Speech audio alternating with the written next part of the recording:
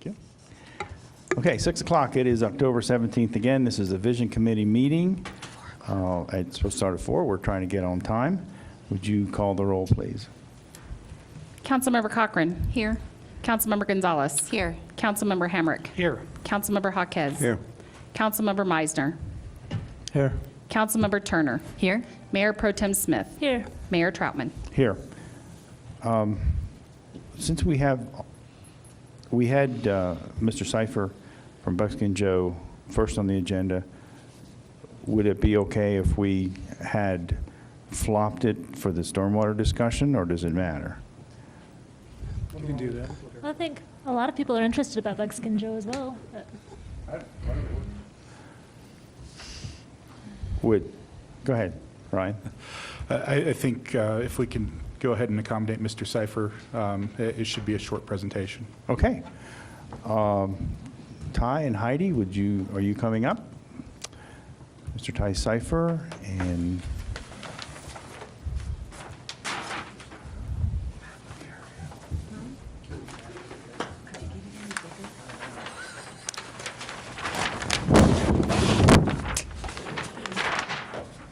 to all of you, Mr. Cipher has his company and has acquired the old Buckskin Joe site up in near the Royal Gorge, and we've asked him to come in and say hello and tell us what you might have in mind, if you don't mind. Okay. So take it away. Is your mic on, Ty? Hello. Hello. So first, quick little introduction. My name is Ty Cipher. Me and my family moved here in the 70s. 4 brothers. We all graduated from high school here in town. My dad was a pharmacist at the Alco and Gibson's and finished his career out at Safeway. My mom was a teacher at the Abbey. I think she taught some of you in high school. So, and then she worked at the penitentiary also. So me and my family, we started and owned Whitewater Bar and Grill, and me and my partner Jimmy Whiteside own Royal Gorge Rafting and Zipline Tours and Vacation Rentals. So we've been in business for 14 years up at the top 8 Mile Hill. Certainly really familiar with the area and how the whole tourist season works up there at the Royal Gorge, and we're just honored to be a part of the whole tourist scene here in Canyon City. So brief overview, I've been trying to acquire the Buckskin Joe property for about a little over 2 years. Finally came time 2 weeks ago, so finally worked it under contract and was able to purchase the 805 acres.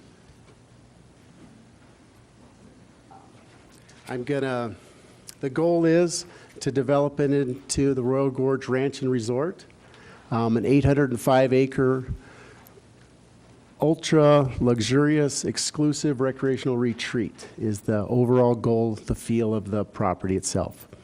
We're looking to have 40% of it be open space, being mountain biking trails, hiking trails, rock climbing areas, wetlands, ponds, cross-country skiing, all kinds of trails, things like that. 30% of it being marketplace for retail development. As you all know, we need a convention center. We need a big, real nice hotel here in town.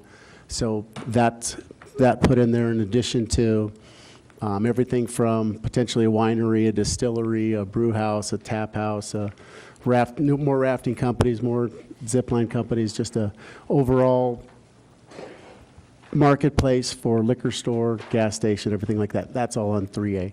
The other 30% to be 1-acre tiny home sites for ultra luxurious tiny homes. And I'll get into how those are all set up. So, sorry, I thought we'd have an easel, my bad. So it's 805 acres. Across from here down to here, it's over 3 miles. So it's a massive, massive piece of property. To drive around the whole thing, you'd go over 5 miles.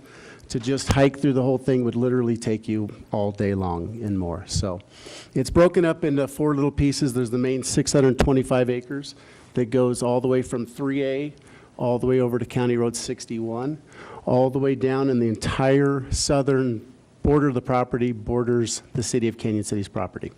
Obviously, that's why I'm here talking to you about all this stuff, since we're going to be neighbors. This is the old Buckskin Joe 150-acre piece over here, and then there's another weird little 27 acres. Originally, as you all know, there was a scenic railway. It was built in the 50s, and it comes all the way out to Point Alta Vista, which is on Canyon City property. That's another reason we're here, to kind of talk about trails and things like that. So the goal is for the tiny homes to be able to ride in, climb on, and hike out right out your back door. Like I say, it's 805 acres, so literally just a massive piece of property. To put it in perspective, I mean, it would encompass almost all of downtown and over to the parks and everything. Again, we're looking for 40% of it being open space, 30% being marketplace, and 30% being tiny home sites. Ty, would you mind passing it to Cindy, and we'll just pass it, because some of the people here in the end, either because their eyes are old or they couldn't see you, so.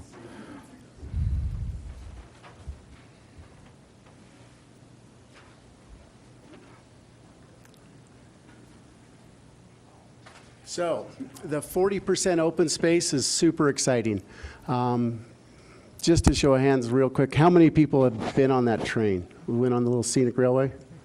So a good half of us. So really, really special spot. The Point Alta Vista is an amazing, amazing spot. I mean, it obviously overlooks the bridge, it overlooks the canyon, it overlooks the entire valley. So the Sangre de Cristos are right there. It's just an amazing, amazing site. All the trellises that were built back in the 50s and 60s, some of them are only in the 70s, but beautiful. The goal is to reclaim all those into mountain biking trails.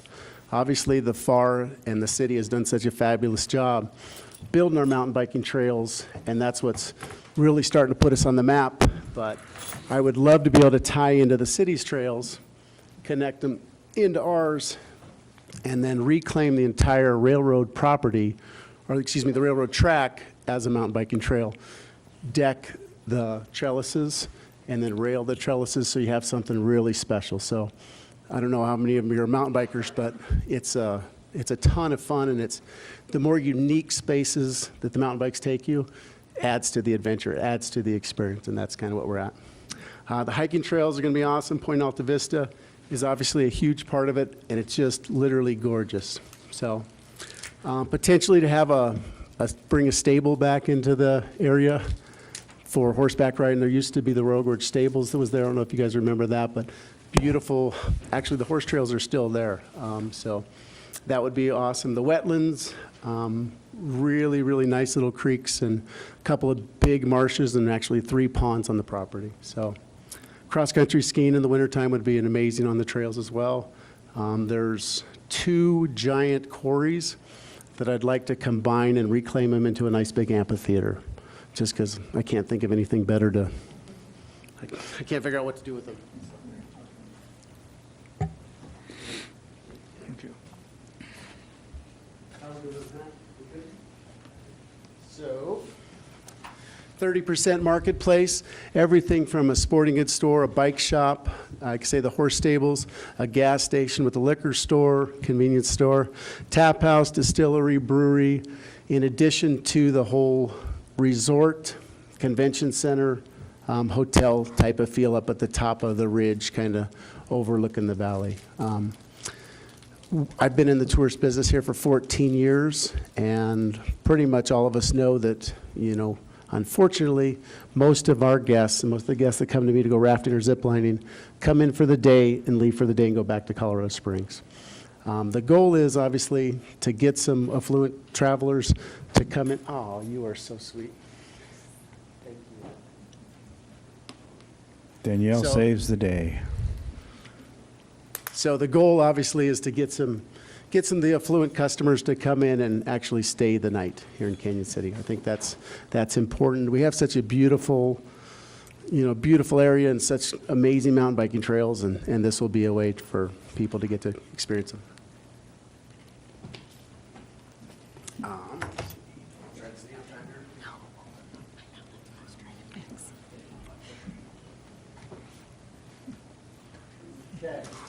So, the tiny home lots, this is where it gets real exciting.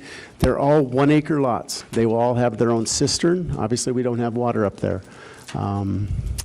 It's an issue, I mean, it's 2018, and I'll just kind of get on my soapbox for a second since I have the podium. It's 2018, this is the United States of America, and we are a city that's rich with history, and there's no reason why all of 8 Mile Hill shouldn't have water.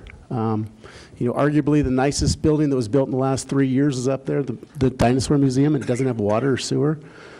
2 of the top 5 restaurants in the whole area on TripAdvisor are up there. 4 of the nicest campgrounds you'll ever go to are up there with no water. Can you imagine the challenges a campground has with no water? So, I know how much water we spend purchased just for the bar and grill, just to wash dishes and to fill cups, let alone showers and things like that. So at some point, we need to get water and sewer brought up Highway 50, brought up at the top of 8 Mile Hill, so we can all operate as a business. Annex all of us. We'll all gladly be a part of Canyon City. There's no reason why I wouldn't love for the whole area to be annexed and be in the city of Canyon City. So anyway, sorry about that. Back to the tiny home lots. So 1 acre lots, our own cistern, our own septic system. We're not positive if we're having propane or not. Probably just go with electric heat, Wi-Fi. So they're all 400 square feet. So this tiny home, there's 2 kinds of tiny homes. There's the ultra tiny home. I'm thinking most of us all have a vision of a tiny home, but 95% of us have never been in one or spent the night in one. So a true tiny home is about 150 square feet. Super small, reclaimed, trailers to there's all kinds of stuff that it could be in. This is a park model RV. It's the type of RV and tiny home that cannot be 1 inch over 400 square feet.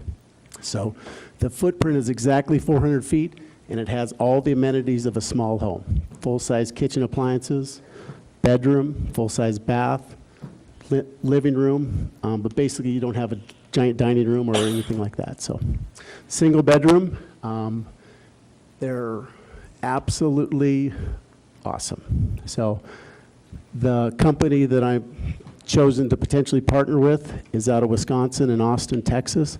It's called Utopia Luxury Park Models. They're all about $100,000, so they're super nice. They're super fancy rooftop decks, great angles, decks, patios. They're amazing. So the add-ons you can do with them, you can do pergolas, obviously hot tub, fire pit, landscaping around them, garden, rooftop deck, carports, solar panels, and then the goal is for all of them to have a bike garage, 200 square foot bike garage where they can keep all their bikes and things like that. The lots themselves will be 1 acre with a smaller building envelope. So all the lots, even though they're 1 acre, you'll have to put your tiny home in a specific spot where the fire truck can get, where the water truck can get, where the septic guy can get, where it's easy, obviously, to drive it and park and get it into place.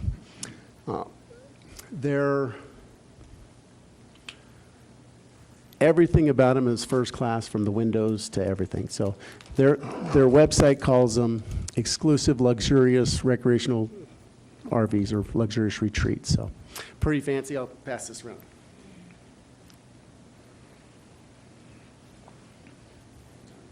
Thank you.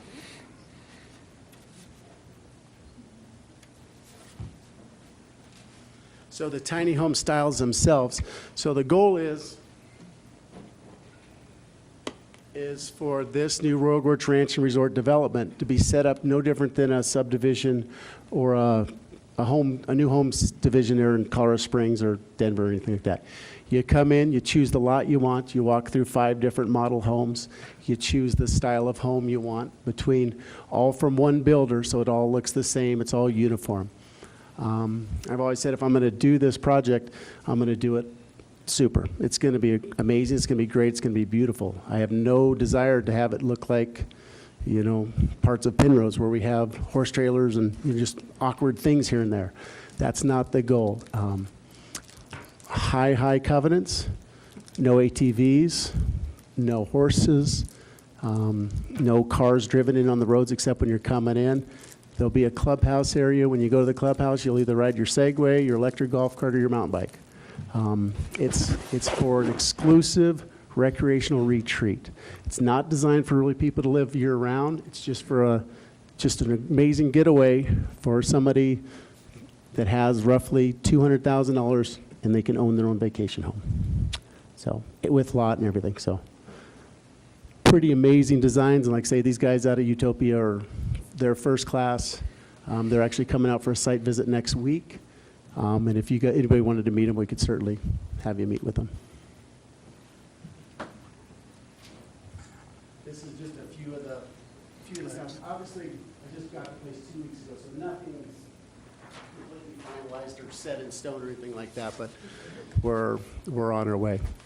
On that map, like we talked about, the entire southern boundary is the old Buckskin Joe property, the train, and then the city owns the 5,000 acres there, obviously. With the mountain biking trails, excuse me, our other issue, and this is even weird to talk about, our other issue is keeping the steers and all the cows off of the bike trails. Right now, there's 50 steers right out on my property right there, basically grazing around the grader, and as we're reclaiming the roads and stuff, we're not getting the steers out of the way. But anyway, so Rex and I have tentatively, and Tony have tentatively agreed to fence a portion of the Buckskin Joe, the 150 acres that follows 3A, once you make that around the turn. We're going to fence that, cattle guard it, and there's already some cattle guards there, put up some gates there, and then I'll fence off another section down below, be straight to the north of the old Scenic Trainway property. Anyway, why this matters is basically I'm trying to save the city about $30,000 worth of fencing so they don't have to go clear along the back fence through deep canyons and crevasses and just nasty, nasty areas. So what I'd like to propose is, like I say, I don't want any of that money or anything like that, but I would like to have it earmarked towards the reclaiming of the trestles and the bike park, the mountain biking trail all the way out to Point Alta Vista. It needs decked, and then it needs rails put up just for the hiking. So I'd love to see that happen. The other thing I didn't have a chance to mention or didn't have a chance to put pictures on there is our rock climbing areas. There's 3 different bouldering areas and 2 amazing rock climbing areas that'll be really, really special in the Buckskin Joe 150 acre parcel. What did I forget? Again, are you proposing that we talk with you about some type of licensure for the use of Point Alta Vista, or repair the trestles, or what? I missed something there.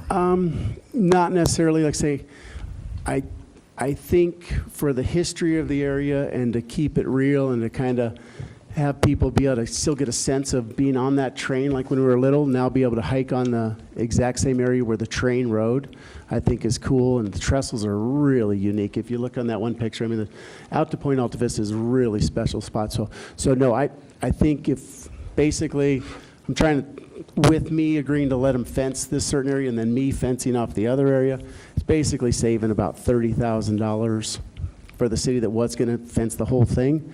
So that's rough numbers. But what I'd like to say is, at some point, can you guys earmark that to go towards the trestles so we can get them decked and the rails, so we can, and then we'll make the mountain biking trails into them. Okay, I guess what I'd like to see is if you commit that to formal letter or request or something. What does the council think? Go ahead, somebody.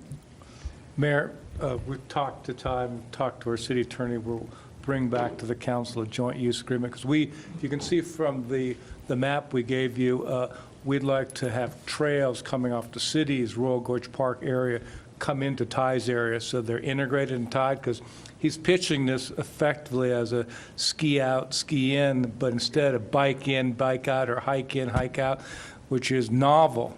And we don't know of another community that's oriented around mountain biking and hiking like that. So we're very close to his property from our trails. We want to make sure our trails are connected to his property. And so we will come back with a joint use agreement relative to that. We're also looking at the possibility of some joint parking. There's parking up at the campground, but as you know, if you've been out there, most people are going to a much smaller parking site right off of County Road 3. We would like a much bigger lot that really is in the heart of those trails, probably that could accommodate 50 to 75 cars. So again, working with Ty either on his property or an adjacent property, we'd like to make that happen too, because there's no question this is going to be an incredibly popular area. Ms. Gonzalez. I just have one question, and you may have clarified this, but I missed it. Are the trails and climbing and all of the adventure that you have available on the property open to the general public? That wasn't finalized yet. We didn't work out a final deal whether we can all tie them all together yet. And like I say, it's ideally, yes. Okay. Ideally, it would be, yeah, when they ride out the back door of their tiny home that's, clear over here, they can tie into it, be a road by a little bit, and then drop into a trail, cut back around the rock climbing area, and then they'll be right there, yes.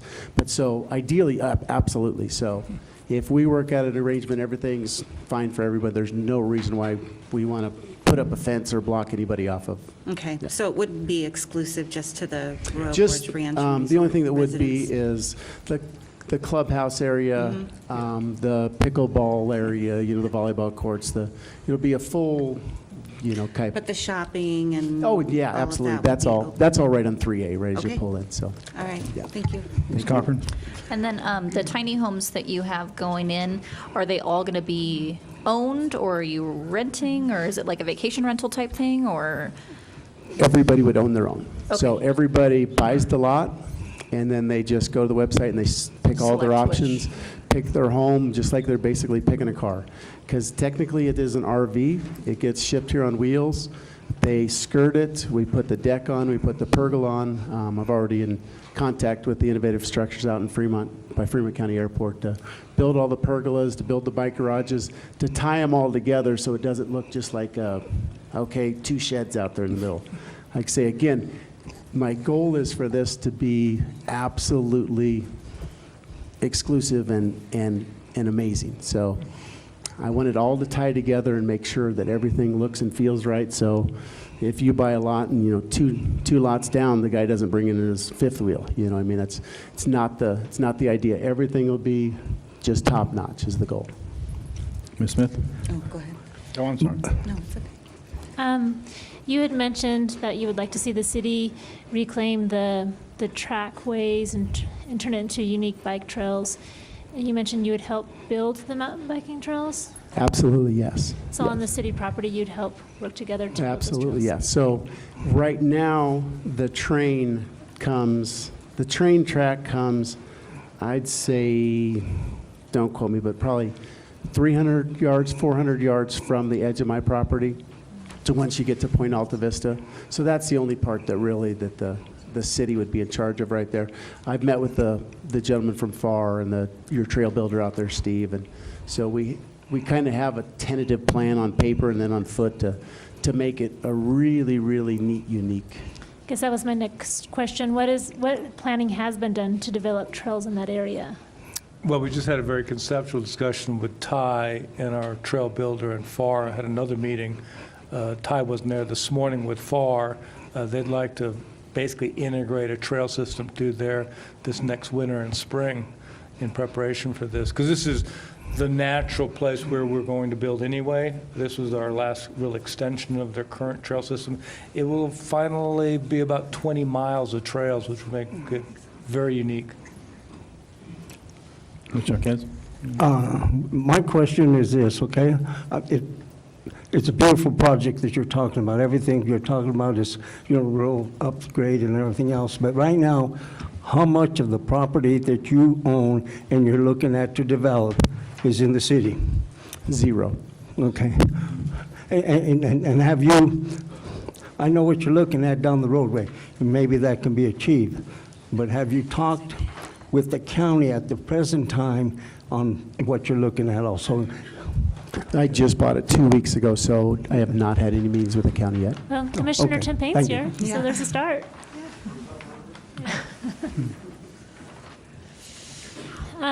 When you had mentioned about getting water source Yeah. to the businesses up at Mile 8, include in that conversation as well that if a water source was brought there, that would also make your fire ratings improved and reduce your fire insurance as well. Absolutely, yes.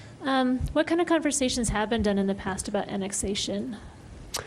From what I understand, the city owns the 5,000 acres around the Royal Bridge Bridge, but it is not annexed. It's not annexed either because there's not a piece of property that touches it. So apparently there hasn't been any yet because no one borders anything up there yet. But like I say, I can speak for myself and several other businesses up on the hill, though. If there was water and sewer up there and you wanted to annex us, I'd want to be first in line. I mean, most people don't even, understand what it's like to have to haul water to, I mean, it was funny. Dorothy had a flat tire right in front of the bar and grill yesterday hauling water up. So I said, I mean, it's a royal pain in the butt. The average city home uses 10,000 gallons a month. This is information Tony gave me the other day, and thank you for it. But these tiny homes will be, obviously 400 square foot, so small footprint. You're not going to really have a lawn that uses 5,000 of those gallons. So, when you come for a 2-week vacation, you'll probably have to spend $110 for one load of water. Each tiny home will have 3,400 gallons of capacity. Each truckload brings you up 3,000 gallons. So before you run out, you call the guy for $110, he brings you up 3,000 gallons.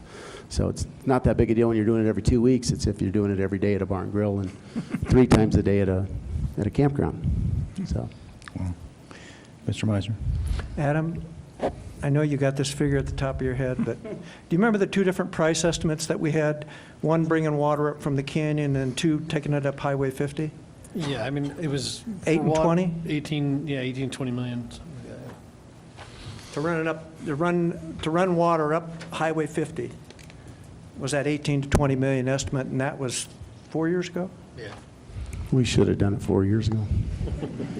Well, their best option, and the bridge has done the math because they looked at this property too, is actually drawing water up from the Arkansas River, utilizing the infrastructure from the bridge. They'd have to expand the intake valve, the piping. Their biggest expense would be they'd require a water storage facility, but that is rough geological ground out there. I don't know what the cost would be for distribution lines. That's something they'll have to determine through their civil engineering analysis.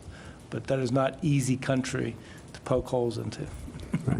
Ms. Gonzalez? I grew up in here, and I remember being a Buckskin Joe on the train every summer, and I remember riding out on the train, and you always think it was big, and the guy just hauled it off yesterday. It's about knee high is all. He loaded it. It started. Both of them started. He drove them right up onto a trailer and hauled them off up to Wellington, north of Fort Collins. So he's setting up his own train in his own backyard. The guy bought it for his son, so thought that was unique and fun. But anyway, back to my point, is the terrain is rugged. It's just massive cliffs, massive rock walls. It's amazing. For mountain biking, it's going to be one of the most special areas around. I'm going to try to market this as the Colorado's little Moab. Right here, 2 hours from Denver, you don't have to mess with I-70. You don't have to mess with the whole rigmarole of traffic. We got to fight through the Castle Rock and Springs traffic, but other than that, you're home free. Okay. Ms. Gonzalez? I have a question for Commissioner Payne, if I could put you on the spot. Since this is in the county, what regulations, if any, are there on tiny homes in the county? We're in the process of expanding that so we can lower the square footage. And I think we're pretty close to what Ty wants, but I don't know exactly the square footage, but I think we're pretty close. Okay, I'll have to check with my. okay. All right. I did talk with Matt over at the Planning and Zoning, and it's the 400 square foot park model falls into that. If you're zoned properly, we'd have to be zoned as a campground with 1 acre. So you do have to go Spot. through a rezoning process? Yes. Okay. Yes, it's right now. It's zoned a little goofy, so. Okay. Ty, how do you see your development benefiting Canyon City itself? No, just amazing, just affluent travelers coming in every year. Basically, people that want to come here and vacation here and have an opportunity to buy a really nice special place where they can mountain bike right out their backyard. The restaurants will benefit from it, the gas stations, the local hardware stores, the innovative structures out here, the concrete, the propane companies, the water company, the water guy, the sewer guy. It's endless amount of, the potential for a liquor store, convenience store, gas station up there, which the Hill needs as well.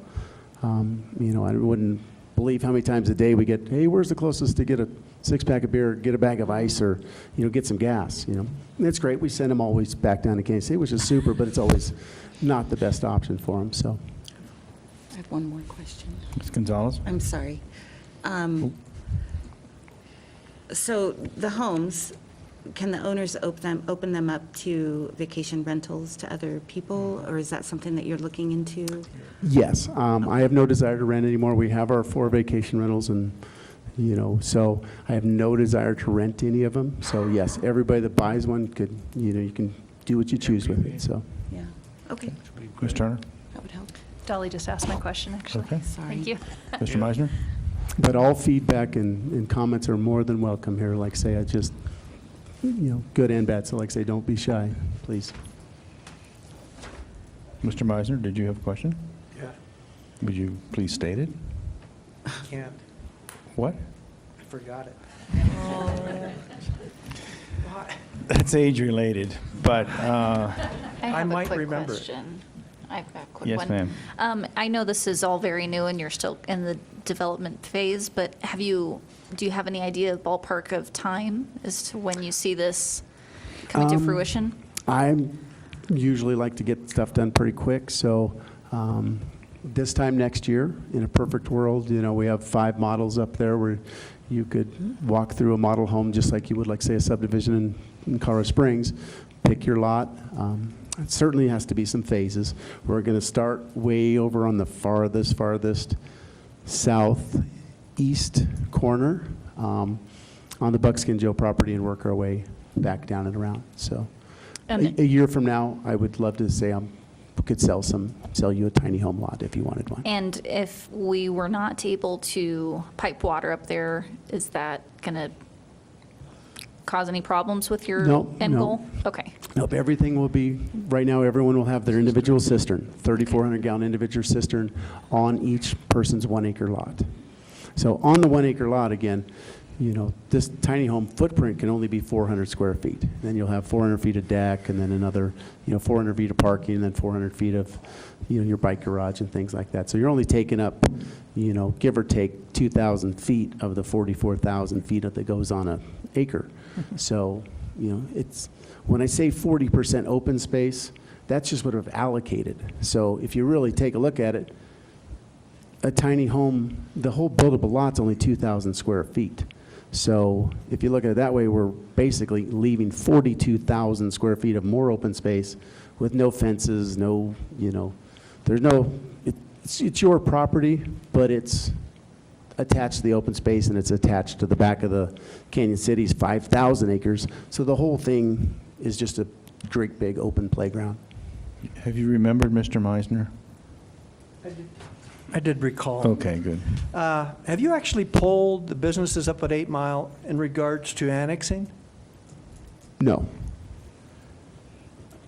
It's my understanding that would be an interesting poll.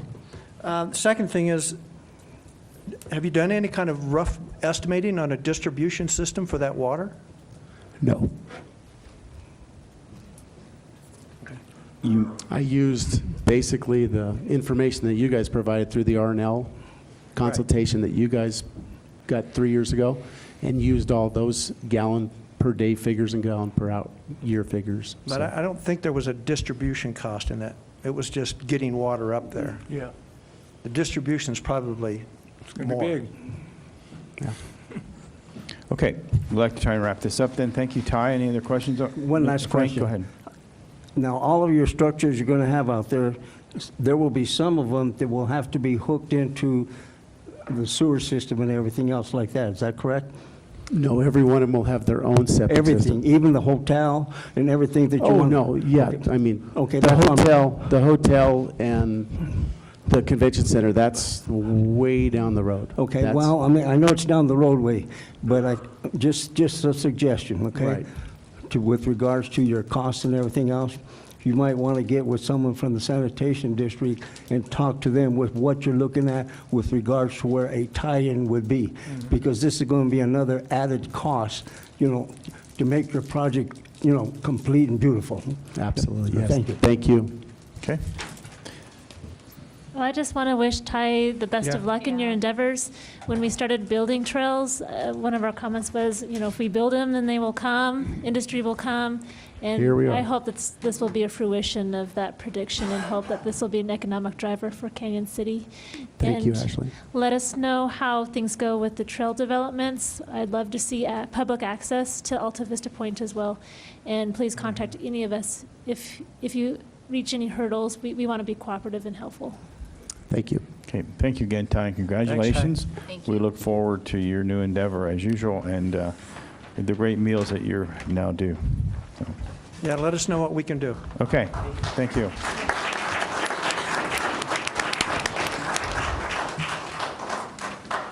We then have item number 2. Mr. Patel is here. How are you? Do we have money, right? Well, okay, let's not go into that. All right. Let's move into the discussion of stormwater financing, 2018 COPs. So would you start off, Mr. Patel? Yeah, I can. As you know, that September 5th general government meeting, we discussed about one of the financing option for stormwater.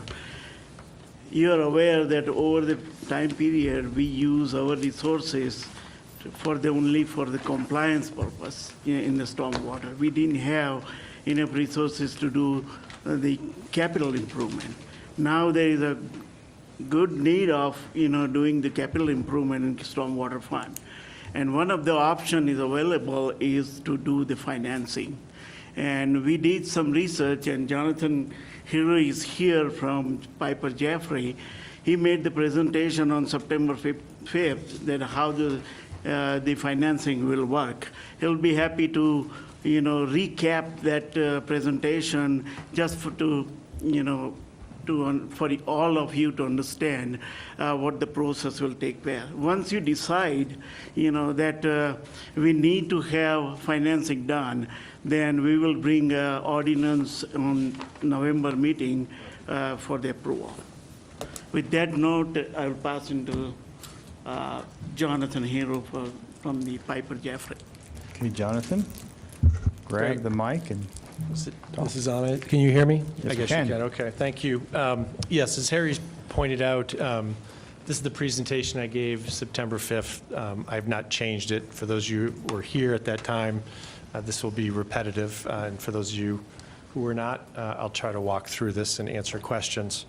Let's see if I can run this. Right. So what are certificates of participation, or the acronym COPS, C-O-P-S? COPS are tax-exempt securities, very much like tax-exempt bonds. They look the same.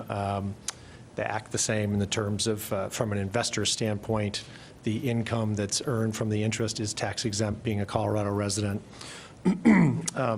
What's a little bit different compared to a traditional bond is this is an annually renewable lease, in the sense that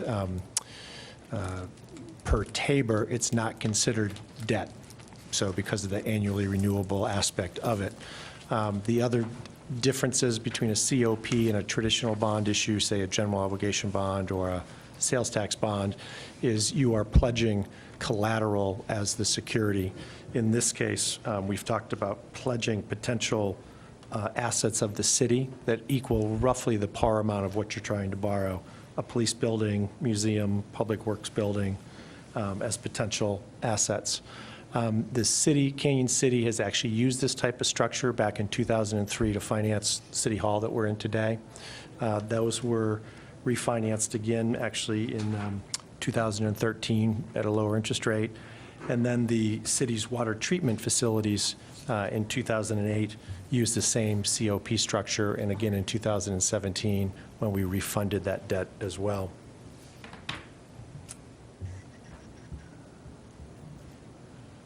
In terms of a flow of funds, pretty straightforward. You have investors, you have Canyon City, you have a trustee who is simply taking the annual debt service that's owed to the investors and it's flowing from the city through the trustee to the investors. Fairly straightforward transaction from that standpoint. This calendar obviously is a little bit outdated because it was put together in early September, but it kind of shows the standard timeline that you would have to go through. As Harry said, there would need to be first reading for the certificate ordinance as well as the second reading. Much like we've done in the past for the city, we put together what's called a preliminary offering statement. That's a disclosure document that we share with the rating agencies, who we ask them to give a rating on these certificates. It's something that we share with, excuse me, something we share with potential investors so they can read what their funds are being used for, what the credit is. Historically, when the city has issued its COPs, you have a strong A-rated rating. For those of you in the municipal world, there are 4 ratings: AAA, AA, single A, triple B. Historically, the city, because of its strong finances, has been able to get credit enhancement in the sense that we go to an insurance provider who wraps the transaction and brings the A rating up to a AA rating for a premium. What that results in is a lower cost of financing. The next page is some of the participants. Obviously, you have the city, you have bond counsel. The city has historically worked with Butler Snow, ourselves as the underwriter. UMB has acted as the trustee for the city on previous transactions. Let's see if I can, how do I move it down just a little bit to get to the next one? Here we go. I apologize for the quality of the font here, but this is basically a rating report reflecting that the city, back in 2008, when they used this financing for water financing, was upgraded from a BBB rating to an A rating. Based on the project, based on the current finances we've seen, we anticipate the city, again, achieving an A rating should they decide to move forward, which would certainly qualify for insurance, which would turn an A-rated transaction into a AA-rated transaction.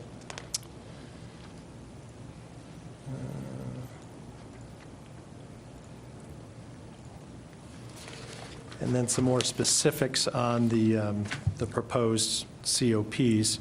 Again, this is a little bit outdated because it was put together in early September, but a date-to-date potentially could be the end of this year, end of December, or could actually roll into January.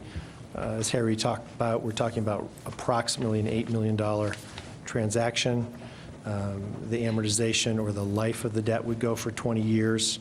When we put this together, we looked at potential annual repayment costs of roughly $600,000 and a net interest cost of 4.19%. Obviously, the last week or so, we've had some significant movements in the market. Interestingly enough, from a tax-exempt standpoint, interest rates ran up, interest rates have kind of come back down. These are still relatively good estimates at this point. You wouldn't know the ultimate borrowing rate until you actually got into the market, but that would be covered in your ordinance. Generally, it's a parameters ordinance. And one final comment is because the transaction is under $10 million and because I think the anticipation is for 2019 that the city would not be issuing any other debt, so you'd be under $10 million in total. And what that would mean from an investor standpoint, particularly for banks, is that it's considered a bank-qualified transaction. What that really means is that if you are a commercial bank and you purchase the certificates, from a tax standpoint, you're willing to actually accept a lower yield. That's just a kind of a federal tax law issue. The relevance to the city, of course, is that, again, that helps lower your potential borrowing cost. I've kind of moved through the slides pretty quickly. Happy to stop and go back over or answer any particular questions. Any questions from council? We've seen that before, and Mr. Jaquez? Yeah, I've got a couple questions. One of the questions I have with regards to the fact that you're showing increases for the next 5 years to cover this projects and that, okay? And it's a 20-year project. Will that last increase, if it's approved, will that take care of it all the way through the 20-year increment, or will there need to be an extra supplemental increase, like say for the next 5 years? I think we need to have increase subsequent years too. We just projected for 5 years. The reason I'm saying that over the years, the inflation cost increases, and the operating cost also and the maintaining cost will be increasing. So this increase, what we are proposing, that will cover only the debt service payment. But the operational cost increase, then we need to adjust the difference with the increase. Okay, my second question is with regards to the statement down here with regards to if this city council goes along with the plan, then it says future city councils should also want to go along with it, or it can jeopardize some of the property that we would put up for collateral. Now, does that mean, in a sense, we basically have, not the opportunity, but every 2 years, this council can have a turnover. So that would mean then, if I'm reading this right, after a 2-year period, they would bring it back to the current council to get approval so we can continue it to carry on. Right. From a budgeting standpoint, the council each year, when you put your budget together, you would want to budget to make the annual debt service payment. If you chose not to at some point in the future, the trustee would liquidate some of the assets you put up as collateral to pay off the remaining balance of the bonds that are outstanding at that time. Okay, thank you very much.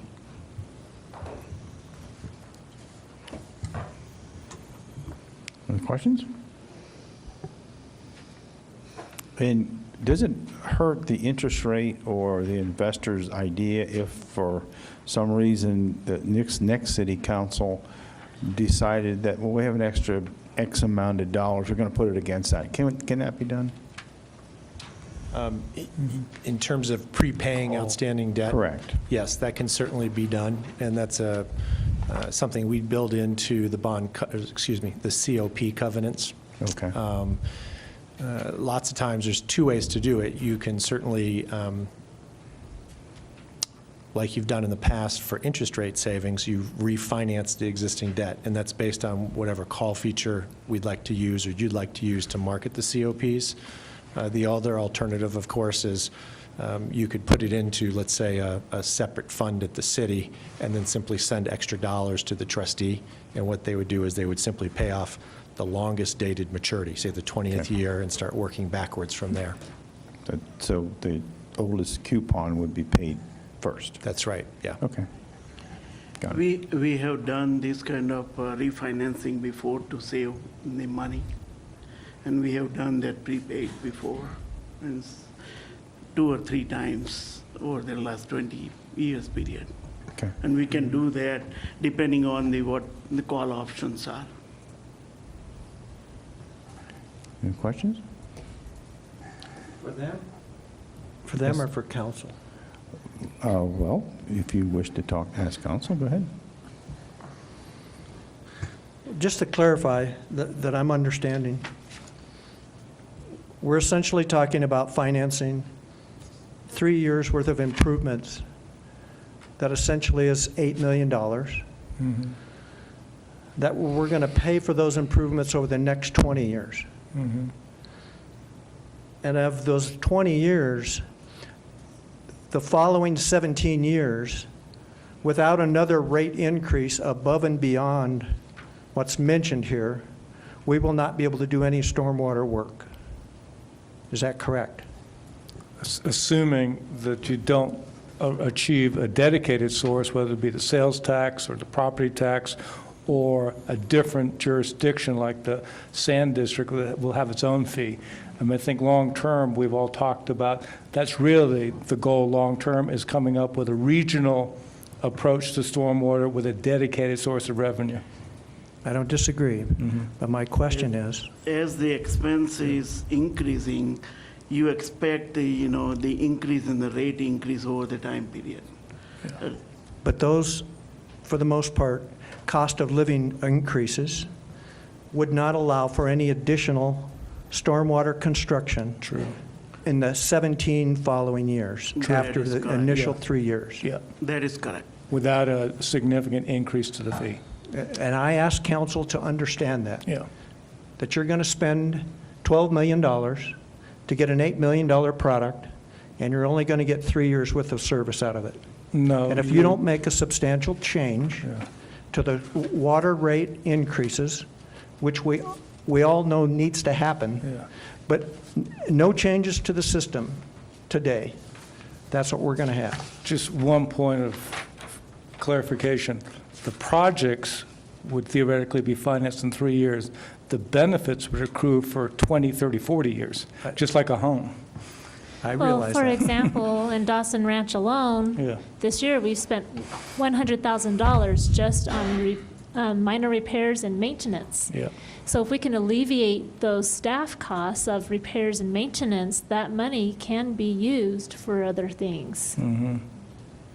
Where did that money come from? From the operating budget of the stormwater. Yeah, As- so I mean, so the bigger- far, Yeah. right now, we're allocating $0 towards capital improvements, Yeah, yeah. zero. Right. And so all of the money's being spent just cleaning up messes. Yeah.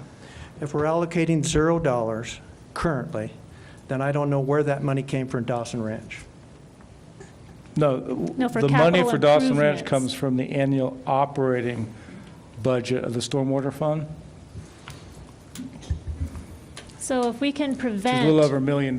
So if we can prevent $100,000 worth of repairs and general maintenance, which is just cleaning out culverts and cleaning up streets, if we can have a savings, that savings can be put towards other Yeah.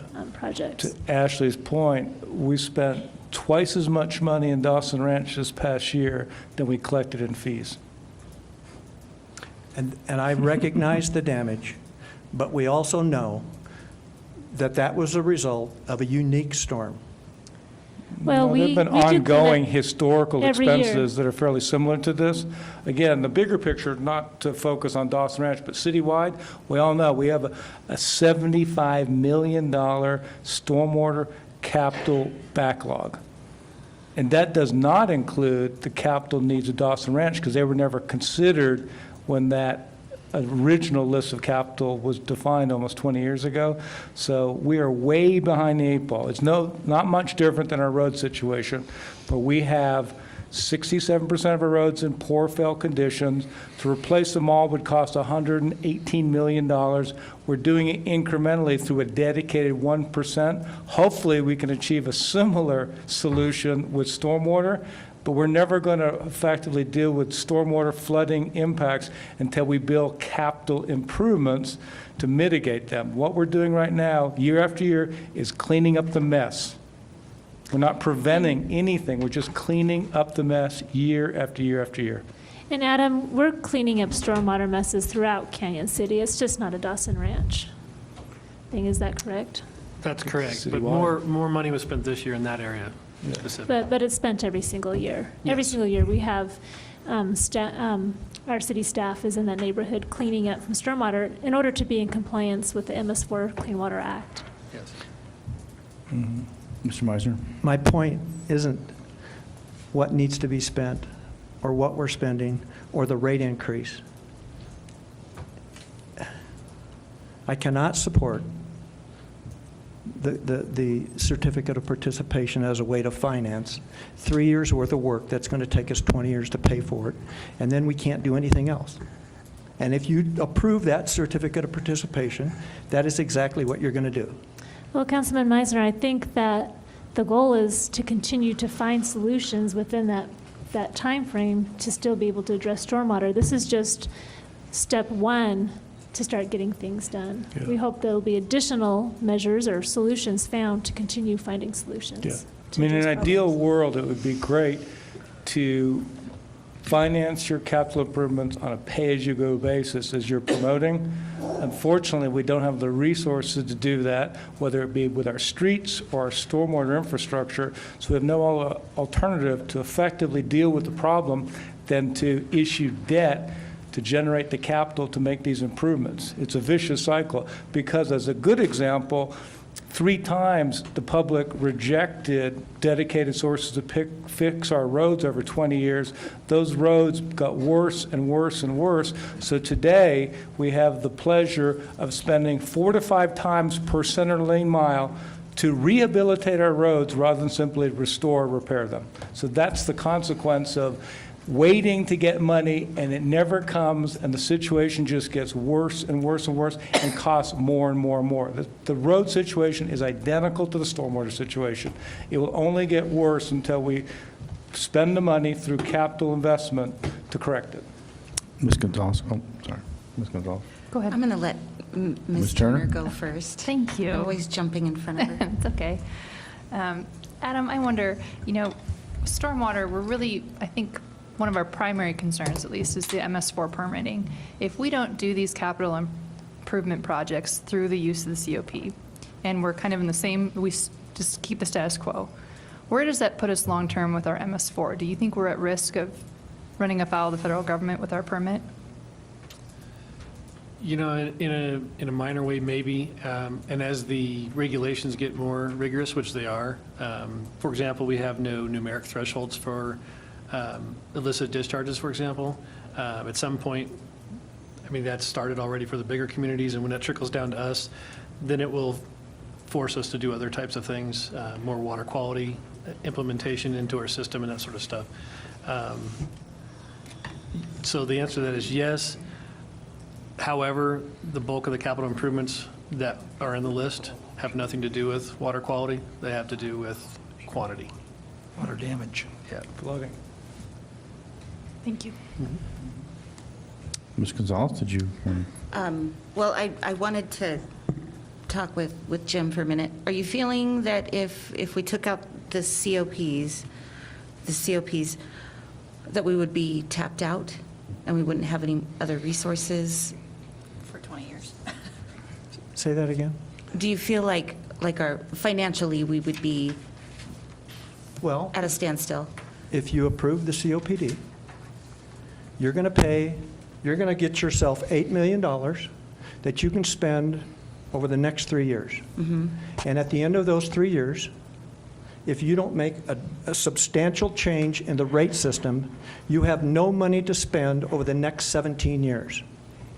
So my question, Adam, then is, are there other alternatives such as grants or other sources of revenue that we could look at to help keep? Yes, and those are the other options that Tony was talking about, was we need a regional district. Yes. Yeah. We need more But money. until we get to that point, Yeah, but even to get grants, we have to have money to match. right. And we have zero money to match. Okay, so then my next question is, on this list of repairs to be done in the next 3 years,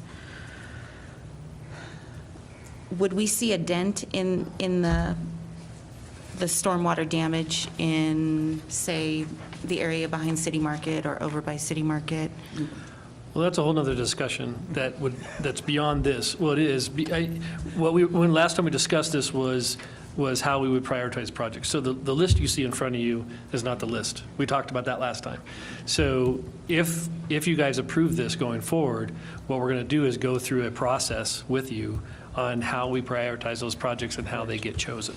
Okay. So, I guess I'd kind of like to see that list before we approved it. So well, you then- have the $75 million list. You've got the list of projects. Yeah. Okay. Well, I know, So, but- so you know that you can pick $8 million worth of projects out of that list. Okay. I mean, that's Fair where it enough. is, but until we decide how we're going to prioritize them, I can't give you that answer. Okay. Is that what this is? The program? Right, so I put a draft in front of you, what staff came up with as far as how we would prioritize them and the criteria and the weighting factors. So again, that's just information today for discussion in the future if we go that far. Mr. Hamrick? It was a separate one. Thank you. Jim, I'd just like to point out that whether we borrow the money or not, even if we borrow the money in 3 years, what you said is true, but that is true today also. That without some substantial rate increase, we don't have any money to spend. I agree. So it's true today, it'll be true in 3 years. The difference is we borrow money and spend, and hopefully make some dent in what we're doing.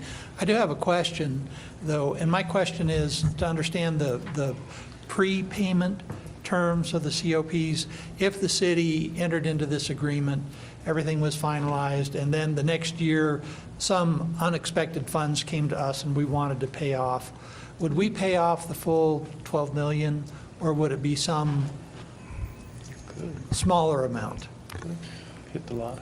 Well, I think the answer would be, it depends on how much money you got in this one-time particular windfall. It's just assume we had enough to pay off. My question Yeah, is. we could structure in an extraordinary call in the event that some event like this happened, you got a grant and you chose not to tackle new projects, but rather pay off this debt. You could certainly structure that into the transaction, yes.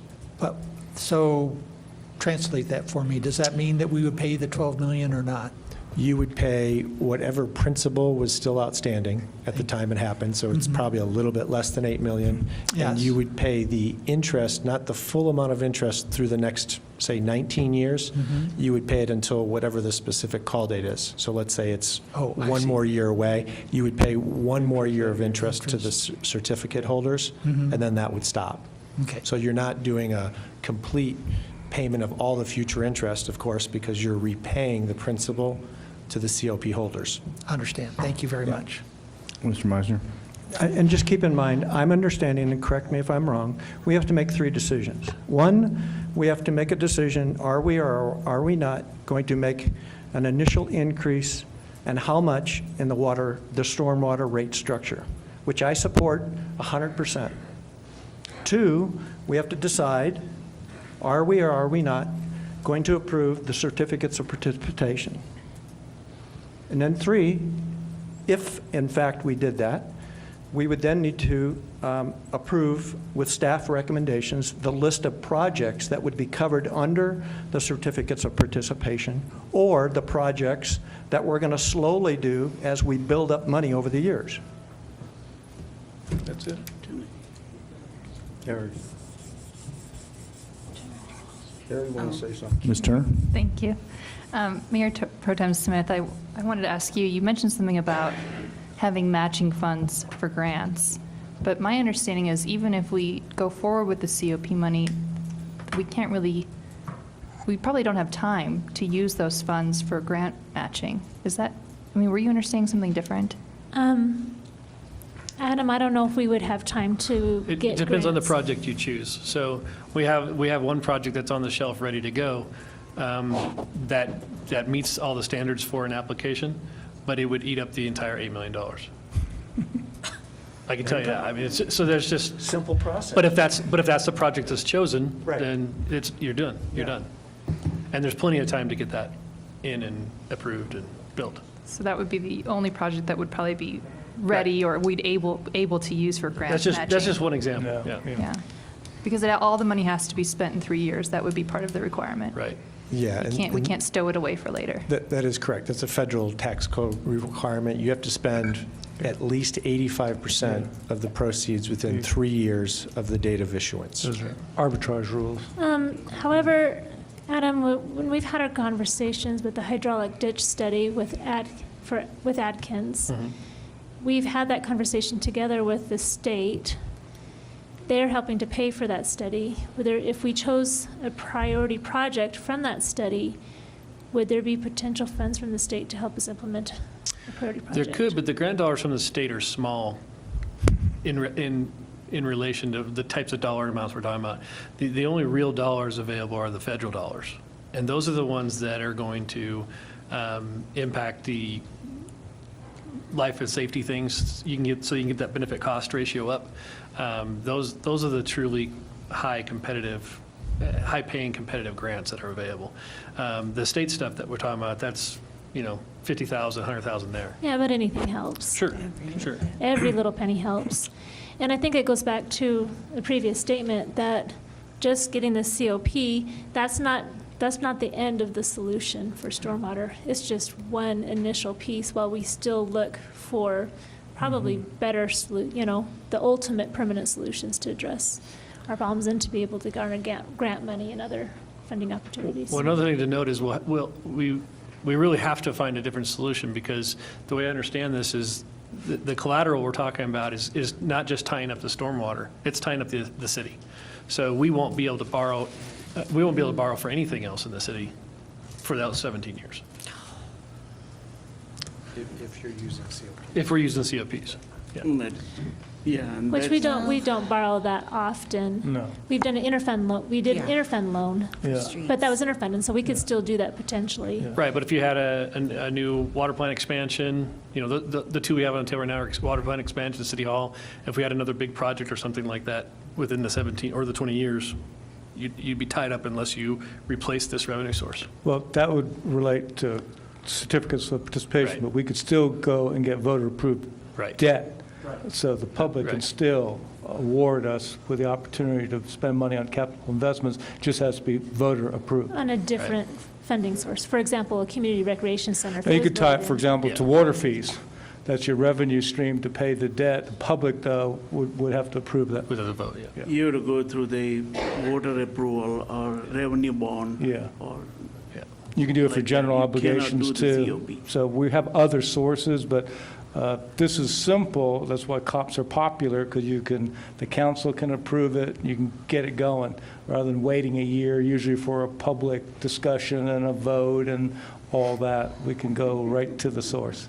And that's why the city has, used it on occasion. Ms. Gonzalez? Okay, so, Mr. Meisner, I understand your concern at spending $4 million over on paying off the principal. However, I feel that this is a big enough problem that we need to start somewhere. My response would be that when I've asked individual council members and administration, what's your justification for a COPD or COP? The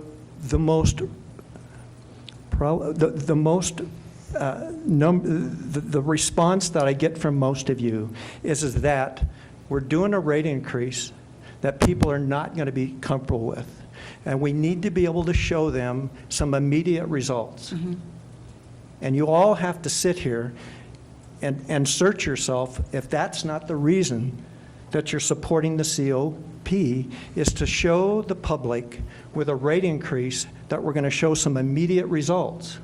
At the end of that 3-year immediate results, we're not going to have anything unless there's a substantial change, and that is a whole different subject. And I think that's where the list that they will provide us with the demand that needs to be fixed comes in. I wouldn't want to see this money go towards something that didn't make a dramatic improvement in our stormwater condition. So I think that once we get to that point, then we need to really look at where we need the most work. And 3 years is pretty immediate in comparison to what we've had to live with our stormwater conditions. So if within that 3 years, we can make a dramatic dent in our stormwater issues, then 8 over 72 is not dramatic.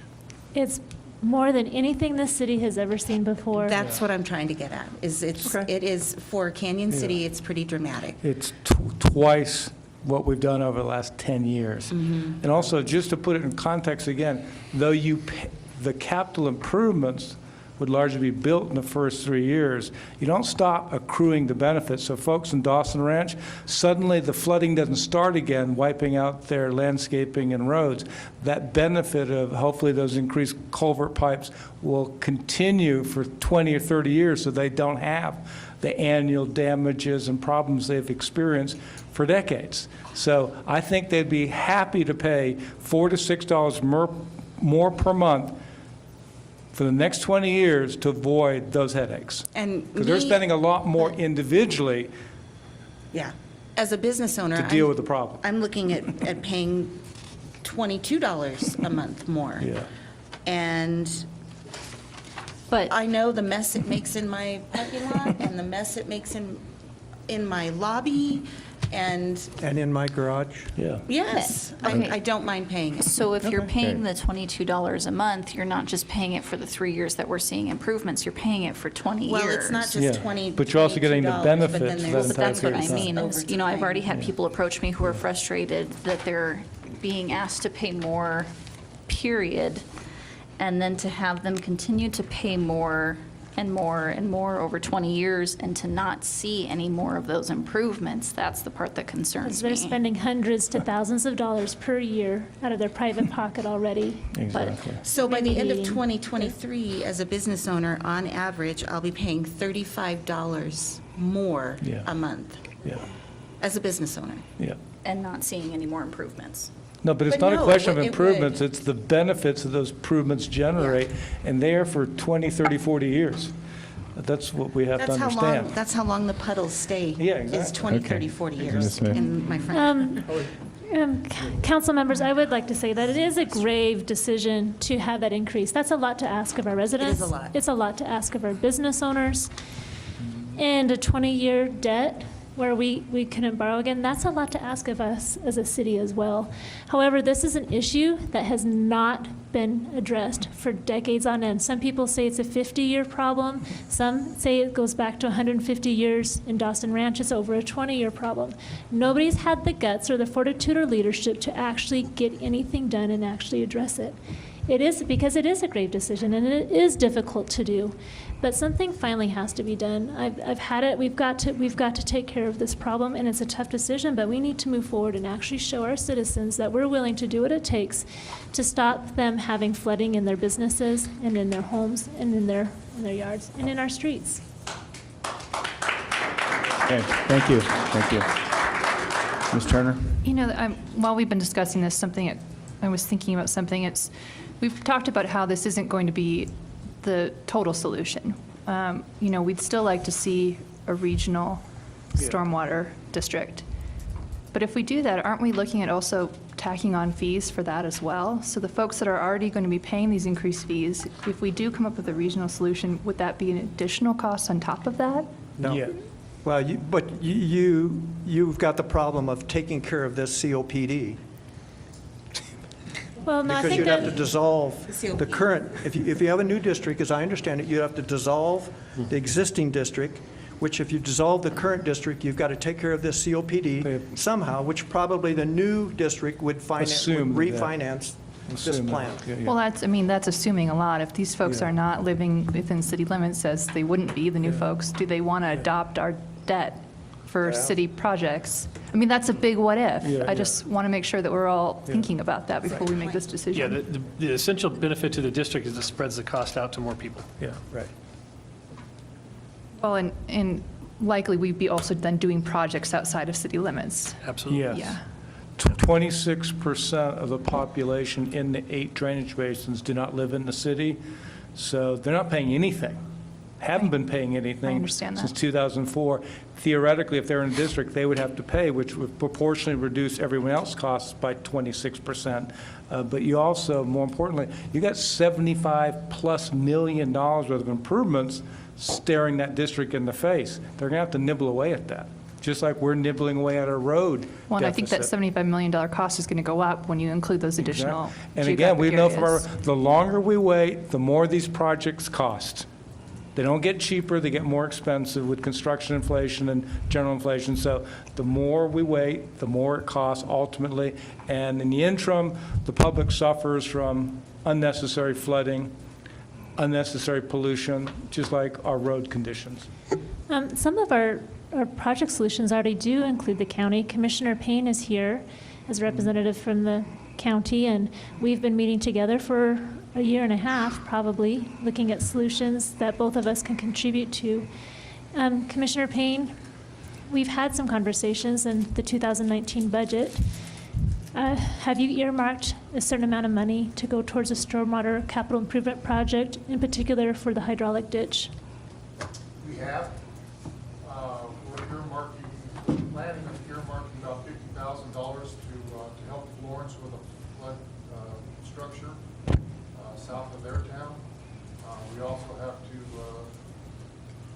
money towards Coaldale area and our flooding problems up there. We're working with the Soil Conservation District with that. So there's other flooding issues besides City of Kansas City. Kind of get where I'm going with that. How about hydraulic ditch?